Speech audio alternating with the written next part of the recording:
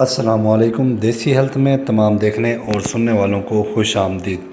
دوستو، آج کی اس ویڈیو میں ہم آپ کے لیے بہت ہی زبردست ایک نسخہ لے کر حاضر ہوئے ہیں۔ اس نسخے سے انشاءاللہ ان حضرات کے مسئلے حل ہوں گے جن حضرات کی ٹائمنگ بالکل نہیں لگتی، وہ اپنی عورت کے پاس جاتے ہی فارغ ہو جاتے ہیں، یا وہ حضرات جن کی منی پتلی ہے، ان میں گاڑھا پن نہیں ہے، منی میں گاڑھا پن نہیں ہے، اور جس کو صورت انزال کا مسئلہ ہے یا قطرے وغیرہ کا مسئلہ ہے، وہ ان کے لیے بہت ہی زبردست اور مفید نسخہ ہے۔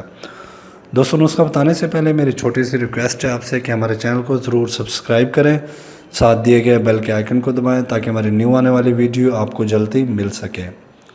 چلتے ہیں اب اپنے نسخے کی جانب۔ نسخہ جو ہے آپ نوٹ فرما لیں، آپ کو سکرین پر بھی نظر آ رہا ہوگا نسخہ، آپ نوٹ بھی فرما لیں۔